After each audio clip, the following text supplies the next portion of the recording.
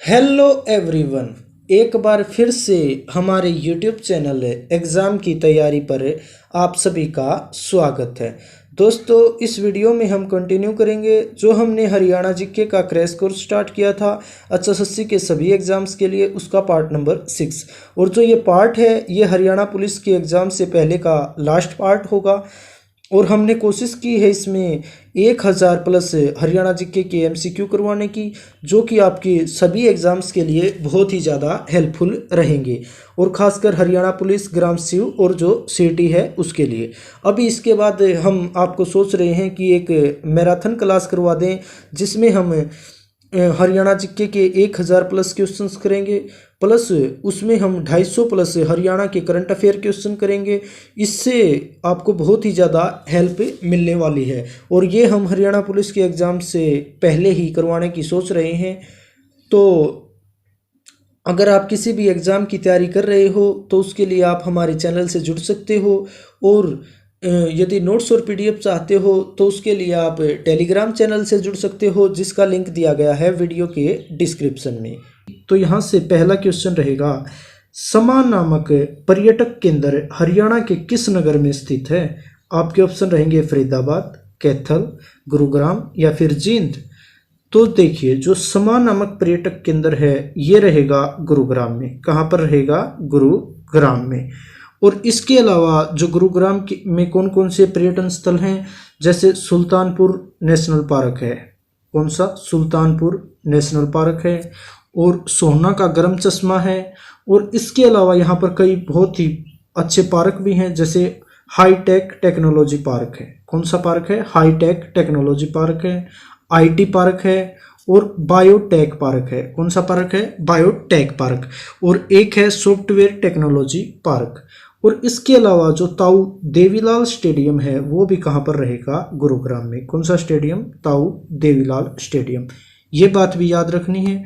इसके अलावा laser valley है। कौन सी वैली? Laser valley. और सहारा वैली। और जो डीएलएफ है वो भी कहाँ पर रहेंगे? गुरुग्राम में। कहाँ पर? गुरुग्राम में। ये बातें भी याद रखनी है। बात करते हैं नेक्स्ट क्वेश्चन की। तो देखिए, शाह कुली खां द्वारा निर्मित आराम एकोसर बाग है जो, वो कहाँ पर स्थित है? आपके ऑप्शन रहेंगे नारनौल में, पानीपत में, सोनीपत में या फिर करनाल में। तो देखिए, जो शाह कुली खां के द्वारा नारनौल में एक मकबरा बनाया गया है जिसका नाम है शाह कुली खां का मकबरा, उसी के अंदर इसने एक बगीचा बनवाया है जिसका नाम है आराम ए कोसर बाग।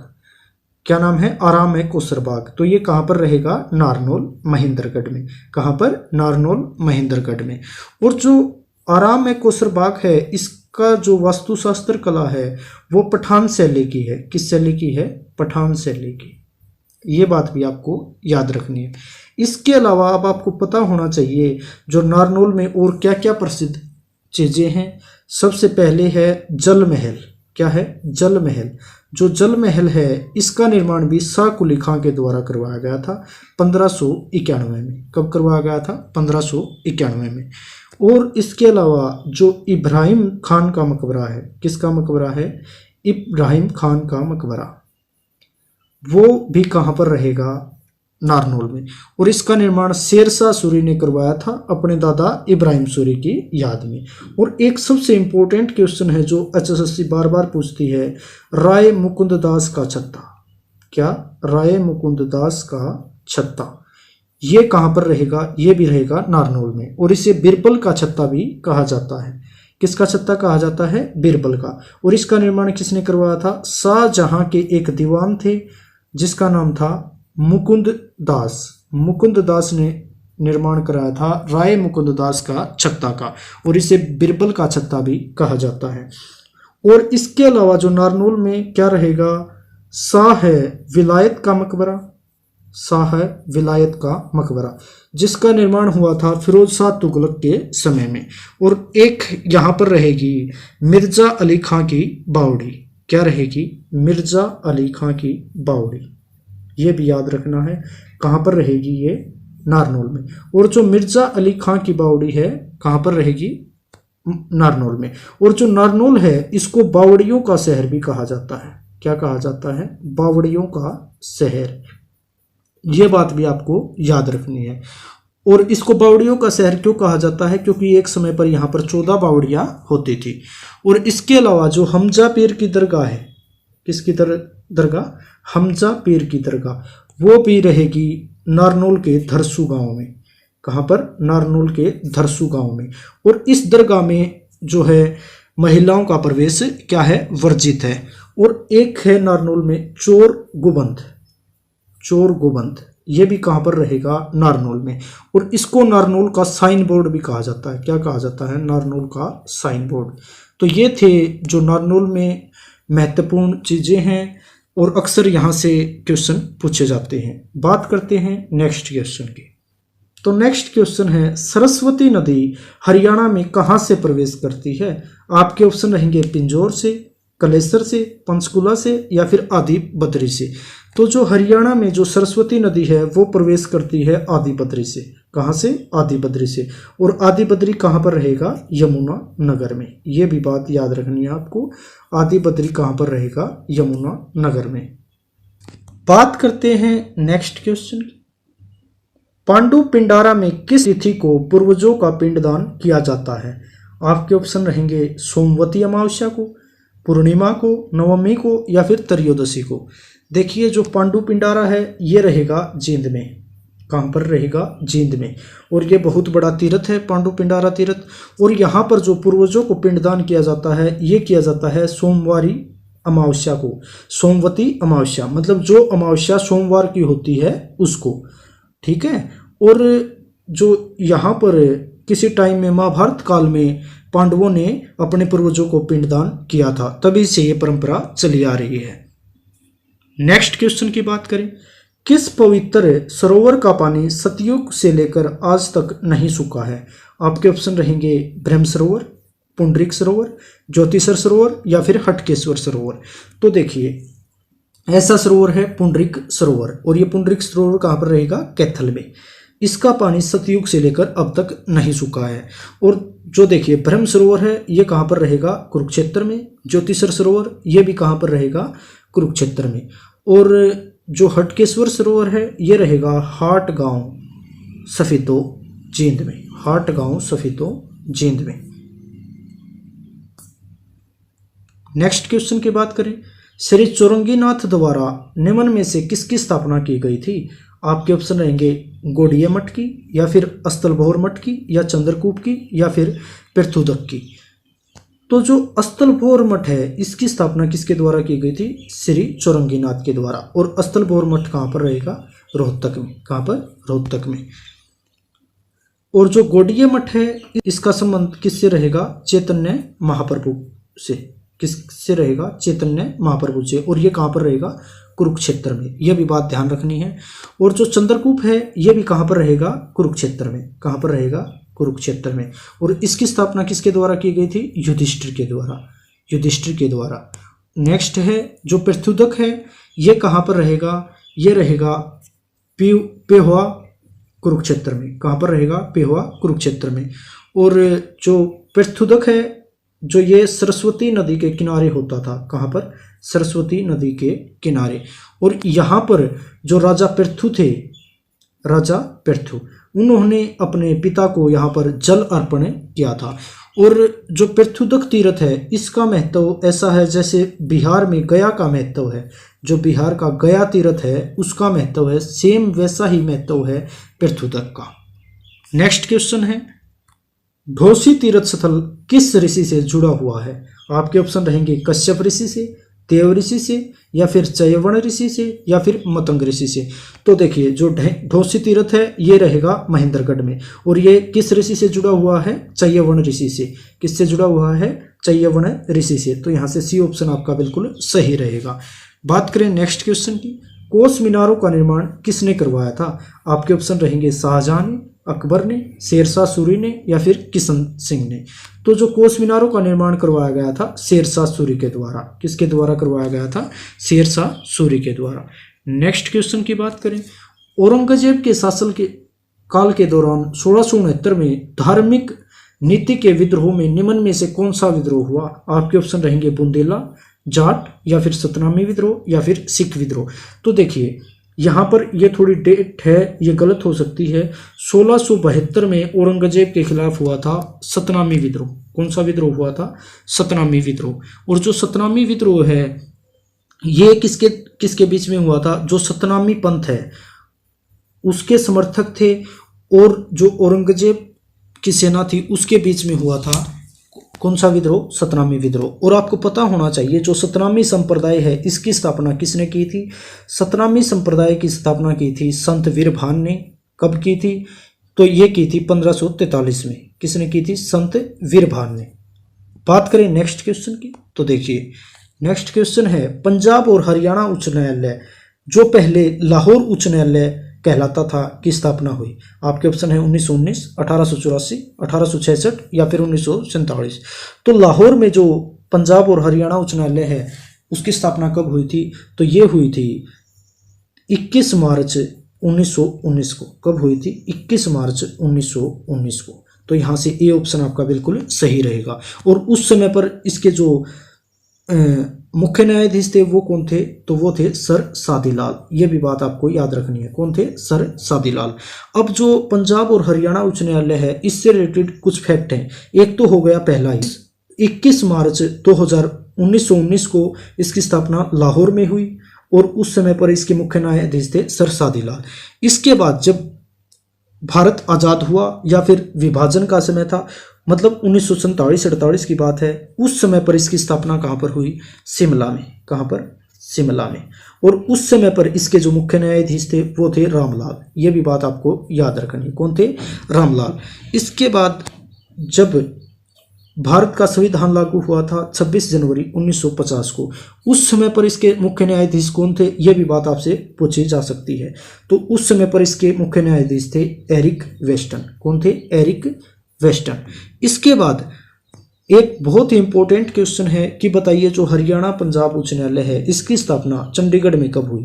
तो इसकी स्थापना चंडीगढ़ में हुई थी 17 जनवरी 1955 को। और जो वर्तमान रूप में कार्य कर रहा है ऐसे ये कार्य करना इसने स्टार्ट किया था 1966 में। यह भी बात आपको ध्यान रखनी है। और जिस टाइम पर इसकी स्थापना चंडीगढ़ में हुई उस टाइम पर इसके मुख्य न्यायाधीश कौन थे? अमरनाथ भंडारी। कौन थे? अमरनाथ भंडारी। और जो अमरनाथ भंडारी थे ये सबसे लंबे समय तक रहने वाले मुख्य न्यायाधीश थे। अब आपको पता होना चाहिए सबसे कम समय तक रहने वाले, तो ये थे देवी सिंह तेवतिया। कौन थे? देवी सिंह तेवतिया। अब आपको एक बात और पता होना चाहिए, जब हरियाणा का गठन हुआ मतलब 1 नवंबर 1966 की बात है, उस समय पर हरियाणा और पंजाब जो उच्च न्यायालय है उसके मुख्य न्यायाधीश कौन थे? तो वो थे मेहर सिंह। कौन थे? मेहर सिंह। और इसके अलावा एक क्वेश्चन और पूछा जा सकता है कि बताइए वर्तमान में जो पंजाब हरियाणा उच्च न्यायालय है उसके न्यायाधीश कौन है? तो ये रहेंगे रविशंकर झा। कौन रहेंगे? रविशंकर झा। और ये 35वें मुख्य न्यायाधीश हैं हरियाणा पंजाब उच्च न्यायालय के। तो ये बातें इससे रिलेटेड याद रखनी है। यहाँ से एक क्वेश्चन पक्का हर एग्जाम में पूछा जाता है।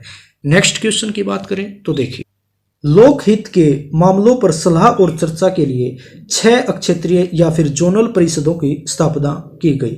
तो बताइए हरियाणा राज्य है वो किस क्षेत्र के अंतर्गत आता है? आपके ऑप्शन रहेंगे उत्तर पूर्वी क्षेत्र में या फिर मध्य क्षेत्र में या उत्तरी क्षेत्र में या दक्षिणी क्षेत्र में।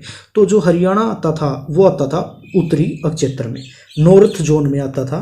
कौन? हरियाणा। और इन जो 6 क्षेत्रीय जोनों की स्थापना क्यों की गई थी? लोकहित के मामलों पर सलाह और चर्चा करने के लिए। तो यहां से सी ऑप्शन आपका बिल्कुल सही रहेगा। नेक्स्ट क्वेश्चन की बात करें, भारतीय सेना के पश्चिमी कमांड का मुख्यालय कहाँ स्थित है? आपके ऑप्शन रहेंगे कुरुक्षेत्र में, पानीपत में या फिर दिल्ली में या फिर चंडी मंदिर। तो जो भारतीय सेना की जो पश्चिमी कमांड है उसका मुख्यालय रहेगा चंडी मंदिर। कहाँ पर रहेगा? चंडी मंदिर। तो यहाँ से डी ऑप्शन आपका बिल्कुल सही रहेगा। बात करें नेक्स्ट क्वेश्चन की, निम्न में से सभी हरियाणा राज्य के लोक नृत्य हैं सिवाय। तो आपके ऑप्शन है धमाल, धमान, गुग्गा या फिर लूर। तो देखिए जो धमाल, गुग्गा और लूर हैं ये तीनों ही हरियाणा राज्य के लोक नृत्य हैं। तो पूछा है कौन नहीं है, तो धमान नहीं है। तो यहाँ से बी ऑप्शन आपका बिल्कुल सही रहेगा। धमान है जो वो आपका बिल्कुल सही ऑप्शन रहेगा। नेक्स्ट क्वेश्चन की बात करें, चोटांग नदी का ऋग्वेदिक कालीन नाम क्या था? आपके ऑप्शन रहेंगे सरस्वती या स्तोत्री या फिर कुरमु या फिर द्रसदवती। तो जो चोटांग नदी है इसका जो ऋग्वेदिक कालीन नाम था वो था द्रसदवती। तो यहाँ से डी ऑप्शन आपका बिल्कुल सही रहेगा।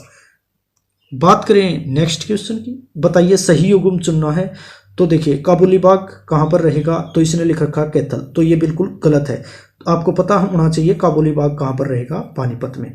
इसके बाद है नवग्रह कुंड, नवग्रह कुंड इसने दे रखा है पानीपत में, तो ये कहाँ पर है? कैथल में। और आपको पता होना चाहिए नवग्रह कुंड के कारण जो कैथल को हरियाणा की छोटी काशी कहा जाता है। क्या कहा जाता है? हरियाणा की छोटी काशी। किसके कारण? नवग्रह कुंड के कारण। और इसके अलावा जो लव कुश तीर्थ है वो भी कहाँ पर रहेगा? कैथल में। यह भी बात आपको ध्यान रखनी। और जो जल महल है ये कहाँ पर है? नारनौल में। और इसका निर्माण किसके द्वारा करवाया गया था? शाह कुली खान के द्वारा। ये यहाँ से बिल्कुल सही रहेगा, तो सी ऑप्शन आपका यहाँ से राइट आंसर रहेगा। और बात है जो ज्योतिसर सरोवर है ये कहाँ पर रहेगा? ये रहेगा कुरुक्षेत्र में। कहाँ पर रहेगा? कुरुक्षेत्र में। और आपको पता होना चाहिए कुरुक्षेत्र में इसके अलावा और कौन कौन से तीर्थ हैं, क्योंकि यहाँ से एक क्वेश्चन पूछा जाता है। तो देखिए जो कुरुक्षेत्र के धार्मिक तीर्थ हैं उनमें कौन कौन से हैं? ब्रह्म सरोवर, ज्योतिसर सरोवर, बाणगंगा, कौन सा है? बाणगंगा। और इसके अलावा कमलनाथ तीर्थ और चंद्रकूप जिसका निर्माण किसने करवाया था? युधिष्ठिर ने। और एक है अपगा तीर्थ, कौन सा तीर्थ? अपगा तीर्थ। और एक है यहाँ पर कालेश्वर तीर्थ और कुबेर तीर्थ, प्राची तीर्थ। और जो बाबा काली कमली वाले का डेरा है वो भी कहाँ पर है? कुरुक्षेत्र में। और एक है गीता भवन भी कहाँ पर रहेगा? कुरुक्षेत्र में। और इसके अलावा जो सनहित तीर्थ है, कौन सा? सनहित तीर्थ, जहाँ पर भगवान विष्णु का वास माना जाता है और यहाँ पर 7 नदियों का संगम भी माना जाता है, ये भी कहाँ पर है? कुरुक्षेत्र में। नेक्स्ट क्वेश्चन की बात करें, प्रसिद्ध कहानी लेखक विशंबरनाथ कौशिक प्राय लिखते थे जो मासिक पत्रिका में प्रकाशित हुए थे। आपके ऑप्शन रहेंगे शर्मा जी के पत्र, दुबे जी के पत्र या फिर परी की कहानियां या फिर पंचतंत्र। तो देखिए जो लेखक विशंबरनाथ कौशिक हैं ये लिखते थे दुबे जी के पत्र। क्या लिखते थे? दुबे जी के पत्र। बात करें नेक्स्ट क्वेश्चन की, तो देखिए केंद्रीय मृदा लवणता अनुसंधान संस्थान करनाल की स्थापना कब हुई? आपके ऑप्शन रहेंगे 1985 में, 1988 में या फिर 1978 में या फिर 1969 में। तो जो केंद्रीय मृदा लवणता अनुसंधान है इसकी स्थापना 1978 में हुई। कहाँ पर? करनाल में। कहाँ पर? करनाल में। तो यहाँ से सी ऑप्शन आपका बिल्कुल सही रहेगा। नेक्स्ट क्वेश्चन की बात करें तो देखिए नेक्स्ट क्वेश्चन है, निम्न में से कौन सा हड़प्पा सभ्यता स्थल हिसार हरियाणा से खुदाई में मिला? आपके ऑप्शन रहेंगे बनावली, लोथल, धोलावीरा या फिर राखीगढ़ी। तो देखिए जो हिसार से मिला है राखीगढ़ी। कौन सा मिला है? राखीगढ़ी। तो यहाँ से डी ऑप्शन आपका बिल्कुल सही रहेगा। इसके अलावा जो बनावली है ये मिला है फतेहाबाद से। कहाँ से मिला है? फतेहाबाद से। और जो लोथल है, लोथल मिला है अहमदाबाद गुजरात से। कहाँ से? अहमदाबाद गुजरात से। और धोलावीरा है ये भी कहाँ से मिला है? गुजरात से। बात करें नेक्स्ट क्वेश्चन की, तो देखिए कुरु की राजधानी जो कि वर्तमान हरियाणा और दिल्ली का हिस्सा है 16 महाजनपदों में से एक था। आपके ऑप्शन रहेंगे इंद्रप्रस्थ, कौशाम्बी, मथुरा या फिर वाराणसी। तो जो कुरु राजा था उसकी राजधानी थी इंद्रप्रस्थ, जो हाल में वर्तमान में क्या है? हरियाणा और दिल्ली का हिस्सा है। बात करें नेक्स्ट क्वेश्चन की, तोशाम के एक बड़े पहाड़ पर भारत की एक कंपनी बहुमूल्य खनिज की खोज का काम कर रही है, तो उस कंपनी का नाम बताइए। तो तोशाम में ऐसी कौन सी कंपनी है जो बहुमूल्य खनिज की खोज का काम कर रही है, ये आपको बताना है। ऑप्शन है हरियाणा मिनरल लिमिटेड या एसोसिएटेड मिनरल या हिंदुस्तान जिंक लिमिटेड या इनमें से कोई नहीं। तो जो हिंदुस्तान जिंक लिमिटेड है वो तोशाम में पहाड़ की खुदाई का काम कर रही है, जहां पर बहुमूल्य खनिज की खोज की जानी है। नेक्स्ट क्वेश्चन की बात करें, तोशाम तहसील में अलग प्रकार का पत्थर मिलता है, उसका नाम बताइए। आपके ऑप्शन है ग्रेनाइट, सीमेंट या फिर चूना या इनमें से कोई नहीं। तो तोशाम तहसील है ये कहाँ पर रहेगी? भिवानी में। तोशाम में कौन सा पत्थर मिलता है? ग्रेनाइट पत्थर। तो यहाँ से ये ऑप्शन आपका बिल्कुल सही रहेगा। नेक्स्ट क्वेश्चन की बात करें, हरियाणा का एकमात्र जिला जिसमें सबसे ज़्यादा वन पाए जाते हैं, आपके ऑप्शन है यमुनानगर, सोनीपत, रोहतक या इनमें से कोई नहीं। तो देखिए अगर यहाँ से देखा जाए इन ऑप्शंस में, तो ऑप्शंस में यमुनानगर में सबसे ज़्यादा वन पाए जाते हैं। लेकिन चाहे क्षेत्रफल की दृष्टि से बात की जाए या फिर बात की जाए प्रतिशत की दृष्टि से, तो यमुनानगर। लेकिन जो सबसे ज़्यादा यहाँ पर पूछा है सबसे ज़्यादा वन, तो सबसे ज़्यादा वन पाए जाते हैं आपके पंचकुला में। कहाँ पर पाए जाते हैं? पंचकुला में। तो यहाँ से आपका आंसर इनमें से कोई नहीं रहेगा। पहले नंबर पर है पंचकुला, यह बात आपको याद रखनी है। दूसरे नंबर पर है यमुनानगर। चाहे फिर वो क्षेत्रफल की दृष्टि से हो या प्रतिशत की दृष्टि से, सबसे ज़्यादा वन कहाँ पर पाए जाते हैं? पंचकुला में, उसके बाद यमुनानगर में। बात करें नेक्स्ट क्वेश्चन की, भारत की प्राचीनतम पर्वत श्रृंखलाएं हैं हिमालय पर्वत श्रृंखला या फिर अरावली पर्वत श्रृंखला, या ये दोनों, या इनमें से कोई नहीं। तो जो भारत की सबसे प्राचीनतम पर्वत श्रृंखलाएं हैं वो हैं अरावली की पर्वत श्रृंखलाएं। तो यहाँ से बी ऑप्शन आपका बिल्कुल सही रहेगा।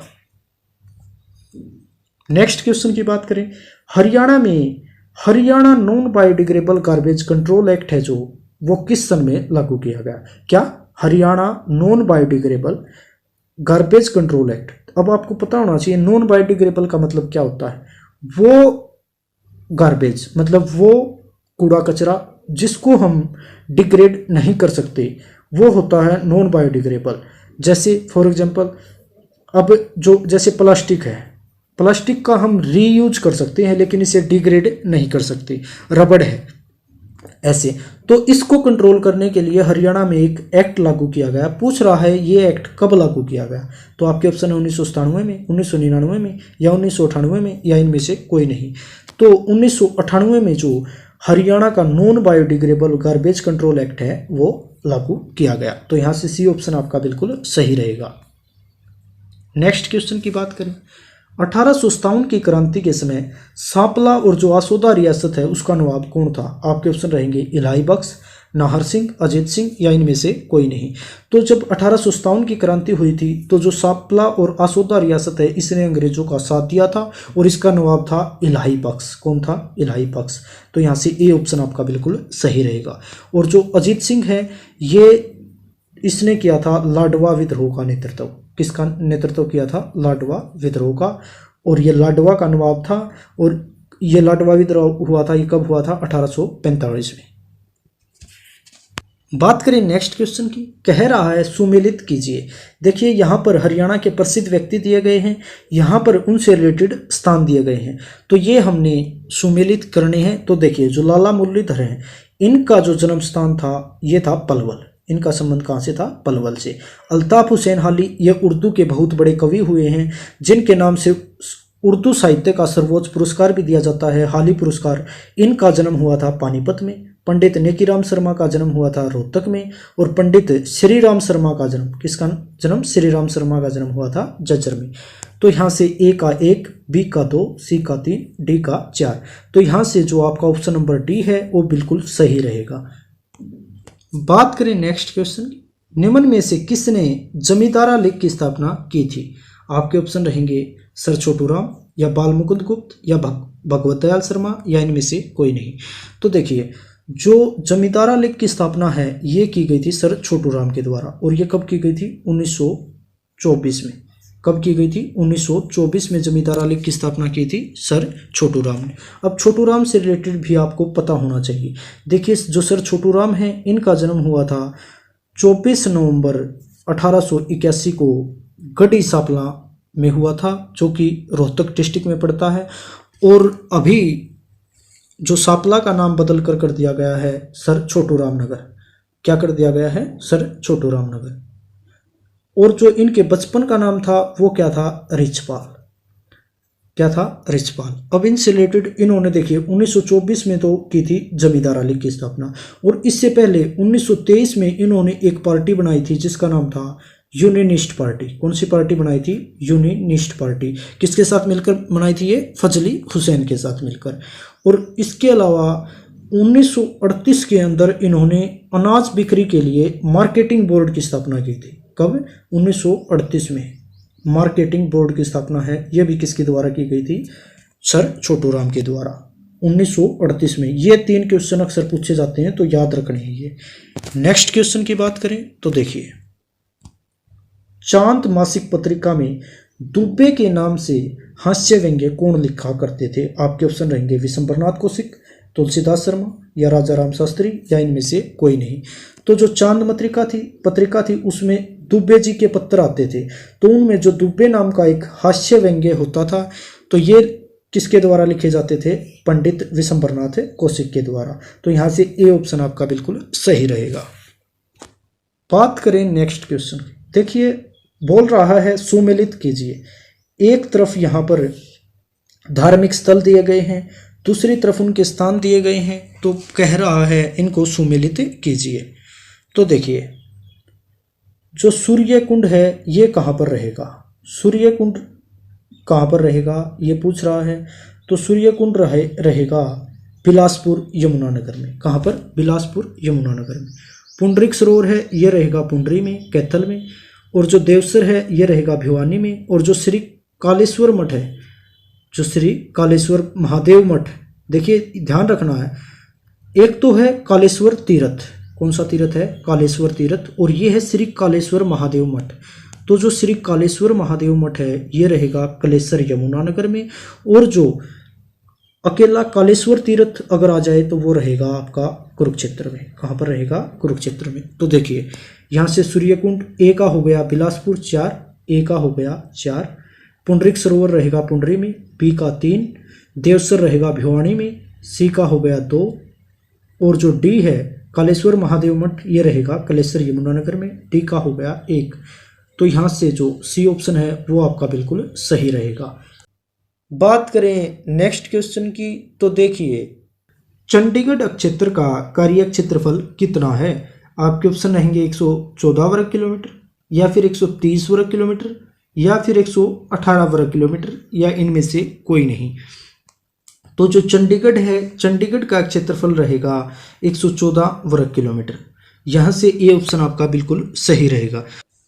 अब थोड़ा चंडीगढ़ के बारे में जान लेते हैं। जो चंडीगढ़ है ये एक केंद्र शासित प्रदेश है। क्या है? केंद्र शासित प्रदेश। और इसके अलावा ये जो हरियाणा और पंजाब की संयुक्त रूप से राजधानी है। क्या है? हरियाणा और पंजाब की राजधानी है चंडीगढ़। और इसका क्षेत्रफल कितना है? 114 वर्ग किलोमीटर। बात करें नेक्स्ट क्वेश्चन की, हरियाणा राज्य में गुलाब के फूल की पैदावार एशिया में सबसे अधिक कहाँ होती है? आपके ऑप्शन रहेंगे चंडीगढ़, हिसार, राजस्थान या फिर कैथल। तो जो गुलाब के फूल की पैदावार एशिया में सबसे अधिक होती है ये होती है चंडीगढ़ में। चंडीगढ़ में होती है गुलाब के फूल की जो सबसे अधिक पैदावार। और जो चंडीगढ़ का रोज गार्डन है वो बहुत ही फेमस है, और इसे जाकिर हुसैन गार्डन के नाम से भी जाना जाता है। किस नाम से जाना जाता है? जाकिर हुसैन गार्डन के नाम से। बात करें नेक्स्ट क्वेश्चन की, भाखड़ा में उत्पादित कुल विद्युत को कितने प्रतिशत बिजली चंडीगढ़ को प्राप्त होती है? तो जो भाखड़ा डैम है वहाँ पर जितनी कुल विद्युत बनाई जाती है, पूछ रहा है उसमें से कितने प्रतिशत है वो चंडीगढ़ को प्राप्त होती है। आपके ऑप्शन है 3.5% या 6.5% या फिर 4.5% या इनमें से कोई नहीं। तो जितनी भी बिजली भाखड़ा में बनती है उसकी 3.5% बिजली है वो चंडीगढ़ को प्राप्त होती है। बात करें नेक्स्ट क्वेश्चन की, पूर्व प्रधानमंत्री डॉक्टर मनमोहन सिंह ने राजीव गांधी चंडीगढ़ टेक्नोलॉजी पार्क का जो उद्घाटन है वो कब किया था? आपके ऑप्शन है 25 सितंबर 2005 को, या 28 मई 2009 को, या 28 दिसंबर 2008 को, या इनमें से कोई नहीं। तो जो राजीव गांधी चंडीगढ़ टेक्नोलॉजी पार्क है इसका जो उद्घाटन किया गया था उस टाइम के प्रधानमंत्री डॉक्टर मनमोहन सिंह के द्वारा, और ये कब किया गया था? ये किया गया था 25 सितंबर 2005 को। तो यहाँ से ये ऑप्शन आपका बिल्कुल सही रहेगा। इसके अलावा देखिए राजीव गांधी टेक्नोलॉजी पार्क हो गया कहाँ पर? चंडीगढ़ में। इसके अलावा यहाँ पर एक गोल्फ क्लब भी है। क्या है? Golf club, Chandigarh golf club. और जो चंडीगढ़ गोल्फ क्लब है इसकी स्थापना कब हुई थी? इसकी स्थापना हुई थी 19 1862 में। और इसके अलावा यहाँ पर सुखना झील है, ये यहाँ से भी बहुत ही फेमस क्वेश्चन पूछा जाता है, सुखना झील। और सुखना झील की स्थापना कब हुई थी? ये हुई थी 1958 में।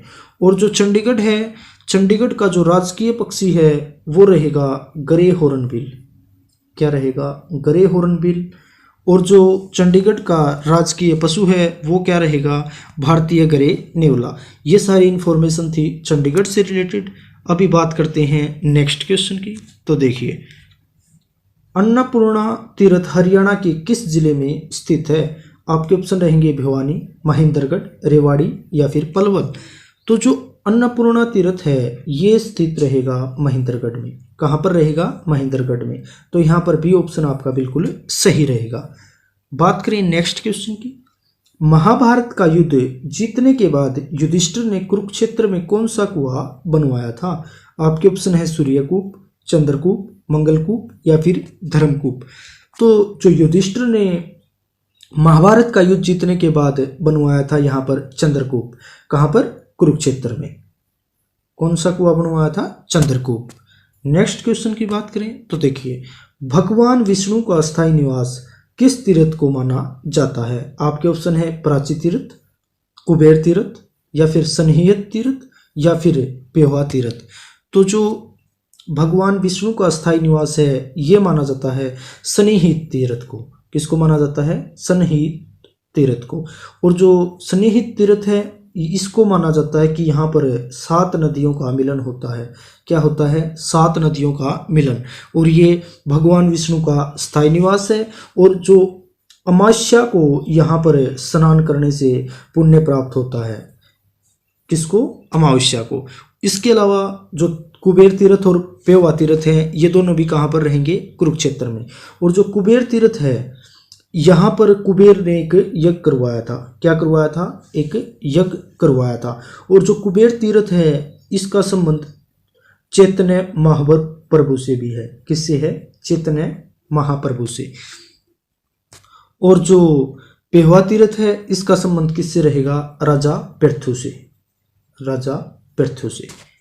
बात करें नेक्स्ट क्वेश्चन की तो देखिए, हिंदी के प्रतिष्ठित कहानीकार श्री विशंबरनाथ कौशिक का जन्म कहाँ हुआ था? आपके ऑप्शन रहेंगे करनाल, हिसार, अंबाला या फिर झज्जर। तो जो श्री विशंबरनाथ कौशिक हैं ये हिंदी के बहुत ही प्रतिष्ठित कहानीकार रहे हैं। इनका जन्म हुआ था अंबाला में। कहाँ पर हुआ था? हरियाणा के अंबाला में। बात करें नेक्स्ट क्वेश्चन की। वर्ष 1952 में पंजाब विधानसभा में कांग्रेस के सदस्य कौन बने थे?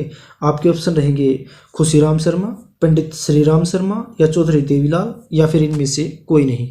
तो जो 1952 में पंजाब विधानसभा से कांग्रेस के सदस्य बने थे ये बने थे चौधरी देवीलाल। कौन बने थे? चौधरी देवीलाल। यहाँ से सी ऑप्शन आपका बिल्कुल सही रहेगा। बात करें नेक्स्ट क्वेश्चन की। 1983 ईस्वी में कुवैत में हुई 5वीं ट्रैक एंड फील्ड मीट में 20 किलोमीटर पैदल चाल में पुण्य स्वर्ण किसने जीता था? आपके ऑप्शन रहेंगे भजनलाल, नवाब पटौदी, चांदराम या फिर सूरदास।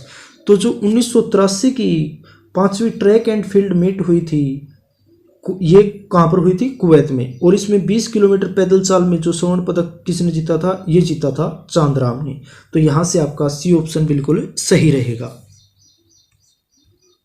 बात करें नेक्स्ट क्वेश्चन की। मोरनी क्षेत्र में कौन सा वृक्ष पाया जाता है?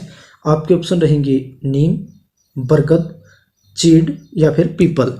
तो जो मोरनी क्षेत्र है इसमें पाया जाता है चीड़ के वृक्ष हैं वो पाए जाते हैं। नेक्स्ट क्वेश्चन की बात करें तो देखिए, ब्रिटिश सरकार द्वारा शमसुल उलेमा की उपाधि किसे दी गई थी? आपके ऑप्शन रहेंगे सर सादीलाल या फिर अल्ताफ हुसैन हाली या लाला मुरलीधर या फिर श्यामलाल एडवोकेट। तो जो ब्रिटिश सरकार द्वारा शमसुल उलेमा की उपाधि दी गई थी ये दी गई थी अल्ताफ हुसैन हाली को। किसको दी गई थी? अल्ताफ हुसैन हाली को। तो यहाँ से बी ऑप्शन आपका बिल्कुल सही रहेगा। तो यहाँ से जो अल्ताफ हुसैन हाली से एक क्वेश्चन अक्सर एग्जाम में पूछ लिया जाता है तो आपको पता होना चाहिए इनका जन्म कब हुआ था। इनका जन्म हुआ था 1837 में। कहाँ पर? पानीपत में। कहाँ पर हुआ था? पानीपत में। और कई बार इनके गुरु का नाम भी पूछ लिया जाता है, तो इनके गुरु का नाम था मिर्जा गालिब। क्या नाम था? मिर्जा गालिब। और अक्सर क्वेश्चन पूछा जाता है कि जो अल्ताफ हुसैन हाली है वो किस भाषा के कवि थे? तो जो अल्ताफ हुसैन हाली थे ये थे उर्दू भाषा के कवि। और इनके सम्मान में जो उर्दू साहित्य का सबसे बड़ा पुरस्कार दिया जाता है हाली पुरस्कार। कौन सा पुरस्कार? हाली पुरस्कार। और हाली पुरस्कार में कितनी राशि दी जाती है? इसमें दिए जाते हैं 1 लाख रुपए की राशि। उर्दू साहित्य का सबसे बड़ा पुरस्कार क्या रहेगा? हाली पुरस्कार, जो किसकी याद में दिया जाता है? अल्ताफ हुसैन हाली की याद में। और इसमें क्या दिया जाता है? 1 लाख रुपए। और जो अल्ताफ हुसैन हाली हैं इनकी मृत्यु कब हुई थी? 1914 में। कब हुई थी? 1914 में। और इसकी जो 2 रचनाएं बहुत ही फेमस हैं। एक तो थी तिरिया के मजमूस। क्या थे? तिरिया के मजमूस। और दूसरी थी मजलिस उल निसा। क्या थी? मजलिस उल निसा। यहां से अक्सर क्वेश्चन पूछा जाता है, मजलिस उल निसा। और इसके अलावा एक क्वेश्चन पूछा जाता है कि जो अल्ताफ हुसैन हाली के घोषणा पत्र का क्या नाम था? तो इनका जो घोषणा पत्र था उसका नाम था मुकदमे शेरो शायरी। क्या नाम था? मुकदमे शेरो शायरी। और ये उर्दू का घोषणा पत्र था जो अल्ताफ हुसैन हाली के द्वारा जारी किया गया था। और इसके अलावा इनकी कुछ प्रमुख रचनाएं हैं, जैसे हयाते सादी और सफ़रनामा। क्या रहेगा? हयाते सादी और सफ़रनामा। और इन्होंने जो सबसे यादगार काम किया था अल्ताफ हुसैन हाली ने, वो किया था यादगारे गालिब लिखने का। क्या किया था? यादगारे गालिब लिखने का। तो ये बात आपको याद रखनी है, ये उर्दू के कवि हुए हैं और शमसुल उलेमा की इन्हें उपाधि दी गई थी। और ये कब दी गई थी? 1904 में। नेक्स्ट क्वेश्चन की बात करें तो देखिए, रोहतक से हरियाणा तिलक नामक साहित्यिक पत्र का प्रकाशन किया था। आपके ऑप्शन रहेंगे बलदेव सिंह, पंडित अमीलाल, पंडित श्रीराम शर्मा या फिर लाला काकाराम। तो जो हरियाणा तिलक नामक साहित्यिक पत्र है इसका प्रकाशन हुआ था रोहतक से। और किसके द्वारा किया गया था? ये किया गया था पंडित श्रीराम शर्मा के द्वारा। तो यहाँ से सी ऑप्शन आपका बिल्कुल सही रहेगा। नेक्स्ट क्वेश्चन की बात करें तो देखिए, बाणभट्ट किसके दरबारी कवि थे? आपके ऑप्शन रहेंगे हर्षवर्धन, कल्हण या फिर अनंतपाल या फिर गोपाल सिंह। तो जो बाणभट्ट थे वो राजा हर्षवर्धन के दरबारी कवि थे। किसके दरबारी कवि थे? हर्षवर्धन के। और बाणभट्ट के द्वारा एक पुस्तक भी लिखी गई है जिसका नाम है हर्ष चरित्र। क्या है? हर्ष चरित्र। ये भी बात याद रखनी है। और एक पुस्तक कल्हण के द्वारा भी लिखी गई है जिसका नाम है राज तरंगिणी। ये भी क्वेश्चन अक्सर पूछा जाता है, राज तरंगिणी। नेक्स्ट क्वेश्चन की बात करें तो देखिए, भिवानी में नौजवान भारत सभा की स्थापना किसने की थी? आपके ऑप्शन रहेंगे दौलतराम गुप्त या फिर राधा कृष्णन वर्मा या फिर बलदेव सिंह या फिर बाबू दयाल शर्मा। तो जो नौजवान सभा की स्थापना भिवानी में की गई थी बाबू दयाल शर्मा के द्वारा। किसके द्वारा की गई थी? बाबू दयाल शर्मा के द्वारा। तो यहाँ से डी ऑप्शन आपका बिल्कुल सही रहेगा। नेक्स्ट क्वेश्चन की बात करें तो देखिए, हरियाणा में अंबाला कैंट या अंबाला छावनी की स्थापना कब हुई? आपके ऑप्शन रहेंगे 1843 में, 1848 में या 1853 में या फिर 1846 में। तो जो हरियाणा में अंबाला कैंट की स्थापना हुई थी ये हुई थी 1843 में। तो यहाँ से आपका ये ऑप्शन बिल्कुल सही रहेगा। नेक्स्ट क्वेश्चन की बात करें तो देखिए, प्रभाकर वर्धन राजवंश का प्रथम राजा था जिसने अपनी राजधानी है वो स्थापित की थी। आपके ऑप्शन है थानेसर में, कुरुक्षेत्र में, पानीपत में या फिर सोनीपत में। तो जो प्रभाकर वर्धन के द्वारा जो राजधानी बनाई गई थी वो थी थानेसर में। कहाँ पर थी? थानेसर में। और इसके अलावा जो इसी वंश के राजा हर्षवर्धन हुए थे उन्होंने 2 राजधानी बनाई थी। एक थी उनकी थानेसर में और दूसरी कहाँ पर थी? कन्नौज में। कहाँ पर थी? कन्नौज में। यह बात भी याद रखनी है। नेक्स्ट क्वेश्चन की बात करें तो देखिए, हरियाणा में शीतला माता का मंदिर किस वास्तुशिल्पीय पैटर्न पर डिजाइन किया गया है? तो देखिए शीतला माता का मंदिर कहाँ पर है? गुरुग्राम में। कहाँ पर है? गुरुग्राम में। पूछ रहा है जो ये मंदिर है ये किस वास्तुशिल्पीय पैटर्न पर डिजाइन किया गया है? आपके ऑप्शन रहेंगे स्वयं हरियाणवी वास्तुशिल्पीय पैटर्न पर, या मुगलाई, या फिर राजस्थानी वास्तुशिल्पीय पैटर्न पर, या फिर सामान्य वास्तुशिल्पीय पैटर्न पर। तो जो शीतला माता का मंदिर है ये डिजाइन किया गया है राजस्थानी वास्तुशिल्पीय पैटर्न पर। तो यहाँ से आपका सी ऑप्शन बिल्कुल सही रहेगा। बात करें नेक्स्ट क्वेश्चन की, तो देखिए हरियाणा में म्हारा गांव जगमग गांव योजना का प्रारंभ है जो वो कब किया गया? आपके ऑप्शन है 1 जुलाई 2015 को, या फिर 15 अगस्त 2015 को, या 20 अक्टूबर 2015 को, या 15 दिसंबर 2015 को। तो जो म्हारा गांव जगमग गांव योजना है इसका प्रारंभ किया गया था 1 जुलाई 2015 को। कब किया गया? 1 जुलाई 2015 को। तो यहाँ से ए ऑप्शन आपका बिल्कुल सही रहेगा। नेक्स्ट क्वेश्चन की बात करें, स्काईलार्क, काला अम्ब और बलूजे जो कि कहाँ पर है? संभाल का। पूछ रहा है ये जो पर्यटक स्थल हैं ये कहाँ पर हैं? आपके ऑप्शन रहेंगे सोनीपत, हिसार, पानीपत, या इनमें से कोई नहीं। तो जो स्काईलार्क है, कालाअंब है और बलूजे है, ये जो पर्यटक स्थल हैं ये कहाँ पर रहेंगे? पानीपत में। कहाँ पर रहेंगे? पानीपत में। तो यहाँ से आपका जो सी ऑप्शन है वो बिल्कुल सही रहेगा। बात करें नेक्स्ट क्वेश्चन की, लक्ष्मी नारायण मंदिर हरियाणा के किस जिले में स्थित है? आपके ऑप्शन रहेंगे अंबाला, कुरुक्षेत्र, कैथल, या फिर करनाल। तो जो लक्ष्मी नारायण मंदिर है ये कहाँ पर रहेगा? कुरुक्षेत्र में। कहाँ पर रहेगा? कुरुक्षेत्र में। तो यहाँ से बी ऑप्शन आपका बिल्कुल सही रहेगा। नेक्स्ट क्वेश्चन की बात करें, गुड़गांव फर्रुखनगर मार्ग पर स्थित हरियाणा के सुल्तानपुर पक्षी विहार की जो खोज है वो किसने की थी? आपके ऑप्शन है Peter Jackson, Thomas Roe, sir John Marsons, या फिर रॉबिन हुड। तो जो सुल्तानपुर पक्षी विहार है इसकी खोज की गई थी पीटर जैक्सन के द्वारा। किसके द्वारा की गई थी? पीटर जैक्सन के द्वारा। तो यहाँ से ए ऑप्शन आपका बिल्कुल सही रहेगा। नेक्स्ट क्वेश्चन की बात करें, चिश्ती संप्रदाय के संस्थापक कौन थे? आपके ऑप्शन रहेंगे बुअलीसा, या फिर शेख फरीद, या फिर शेख चिल्ली, या फिर मीर शाह। तो जो चिश्ती संप्रदाय है इसके जो संस्थापक थे वो थे शेख फरीद। कौन थे? शेख फरीद। तो यहाँ से बी ऑप्शन आपका बिल्कुल सही रहेगा। बात करें नेक्स्ट क्वेश्चन की, गुरु तेग बहादुर शहादत देने दिल्ली जाते समय रास्ते में 13 दिन तक किस पवित्र स्थल पर रुके थे? आपके ऑप्शन रहेंगे गुरुद्वारा लाखन माजरा, या फिर गुरुद्वारा रोहतक, या फिर मंजी साहिब गुरुद्वारा रोहतक, या गुरुद्वारा महम। तो जब शहादत देने के लिए गुरु तेग बहादुर दिल्ली जा रहे थे तो रास्ते में 13 दिन इन्होंने आराम किया था। ये किया था गुरुद्वारा लाखन माजरा में। कहाँ पर किया था? गुरुद्वारा लाखन माजरा में। तो ए ऑप्शन यहाँ पर आपका बिल्कुल सही रहेगा। बात करें नेक्स्ट क्वेश्चन की, मामा भांजा की दरगाह कहाँ स्थित है?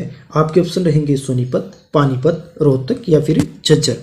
तो जो मामा भांजा की दरगाह है ये रहेगी सोनीपत में। कहाँ पर रहेगी? सोनीपत में। तो ए ऑप्शन यहाँ से आपका बिल्कुल सही रहेगा। बात करें नेक्स्ट क्वेश्चन की, नेक्स्ट क्वेश्चन है सुमेलित कीजिए। एक तरफ दिए गए हैं ये यहाँ पर यूनिवर्सिटी दी गई है, संग्रहालय दिया गया है, दूसरी तरफ दिया गया है कि यह कहाँ पर स्थित है। यहाँ पर हमने सुमेलित करना है इनको। तो देखिए सबसे पहले है डिफेंस यूनिवर्सिटी, फिर है वृद्ध संग्रहालय, नेक्स्ट है सैनिक विश्राम गृह, नेक्स्ट है नई CSD कैंटीन। तो जो देखिए सबसे पहले बात करते हैं डिफेंस यूनिवर्सिटी की। तो जो डिफेंस यूनिवर्सिटी है ये कहाँ पर रहेगी? ये रहेगी गुरुग्राम में। तो यहाँ से आपका ए का हो गया 2। नेक्स्ट है बी वृद्ध संग्रहालय। तो जो वृद्ध संग्रहालय है ये कहाँ पर रहेगा? रेवाड़ी में। नेक्स्ट है सैनिक विश्राम गृह। तो जो सैनिक विश्राम गृह है ये कहाँ पर रहेगा? कैथल के अंदर। और जो नई CSD कैंटीन है ये बनाई गई है कहाँ पर? ये बनाई गई है गोहाना में। तो यहाँ पर देखिए जो ए का हो गया डिफेंस यूनिवर्सिटी कहाँ पर? गुरुग्राम में। तो ए का हो गया 2, वृद्ध आश्रम कहाँ पर है? रेवाड़ी में। बी का 1, सैनिक विश्राम गृह हो गया कैथल में। सी का 4 और नई CSD कैंटीन ये बनी है गुहाना में, तो डी का हो गया 3। तो यहाँ से जो आपके ऑप्शन है देखिए, ए का 2, बी का 1, सी, तो ये यहाँ पर इसका जो डी ऑप्शन है वो बिल्कुल सही रहेगा। बात करें नेक्स्ट क्वेश्चन की, तो नेक्स्ट क्वेश्चन है सुमेलित कीजिए। एक तरफ प्रसिद्ध व्यक्ति दिए गए हैं, दूसरी तरफ उनसे संबंधित शहर दिया गया है, तो आपने बताना है कौन सा व्यक्ति किस शहर से संबंधित था, किस जगह से संबंधित था, और इसके बाद यहाँ से हमने करेक्ट आंसर चूज करना है। तो देखिए, सबसे पहले है बदलू राम। तो जो बदलू राम है इनका संबंध कहाँ से था, तो जो बदलू राम है इनका संबंध था सांदी से। कहाँ से था, सांदी से। नेक्स्ट है भरत सिंह। भरत सिंह का संबंध कहाँ से था, मोखरा गांव से। कहाँ से, मोखरा गांव से। और पंडित अमीलाल, पंडित अमीलाल का संबंध कहाँ से था, ये था मांडाखेड़ी से। और बलदेव सिंह का संबंध कहाँ से था, इनका संबंध था हुमायूंपुर से। कहाँ से, हुमायूंपुर से। तो यहाँ से देखिए, जो ए का बदलू राम का हो गया सांदी, ए का 2, भरत सिंह का संबंध हो गया मोखरा से, बी का 1, और पंडित अमीलाल का संबंध हो गया मांडाखेड़ी से, सी का 4, और बलदेव सिंह का संबंध हो गया हुमायूंपुर से, डी का 3। तो यहाँ से जो आपका बी ऑप्शन है वो रहेगा बिल्कुल सही। बात करें नेक्स्ट क्वेश्चन की, पंजाब के प्रथम मुख्यमंत्री डॉक्टर गोपीचंद भार्गव हरियाणा के किस जिले के थे। आपके ऑप्शन रहेंगे हिसार, सिरसा, भिवानी या फिर यमुनानगर। तो जो पंजाब के पहले मुख्यमंत्री थे डॉक्टर गोपीचंद भार्गव, उनका संबंध हरियाणा के सिरसा जिले से था। किससे था, हरियाणा के सिरसा जिले से। तो यहाँ पर बी ऑप्शन आपका बिल्कुल सही रहेगा। बात करें नेक्स्ट क्वेश्चन की, पद्मश्री सेठ किशन दास किस जिले से संबंध रखते थे। आपके ऑप्शन रहेंगे भिवानी, रोहतक, रेवाड़ी या फिर पंचकुला। तो जो सेठ किशनदास का संबंध था, इनका संबंध था रोहतक से। कहाँ से था, रोहतक से। और इनको पद्मश्री है जो उससे नवाजा गया है, और इनका संबंध कहाँ से था, रोहतक से। नेक्स्ट क्वेश्चन की बात करें तो देखिए, विद्या प्रचारिणी सभा की स्थापना किसने की थी। आपके ऑप्शन रहेंगे दयानंद, या लाला हरदेव साहय, या माधोराव, या फिर पंडित नेकीराम। देखिए क्या पूछा है, विद्या प्रचारिणी सभा की स्थापना। तो जो विद्या प्रचारिणी सभा की स्थापना है ये की गई थी लाला हरदेव साहय के द्वारा। किसके द्वारा की गई थी, लाला हरदेव साहय के द्वारा। तो यहाँ पर हमने किए हरियाणा जीके के एमसीक्यूज, जो कि हरियाणा के सभी एग्ज़ाम्स के लिए बहुत ही ज़्यादा हेल्पफुल रहने वाले हैं।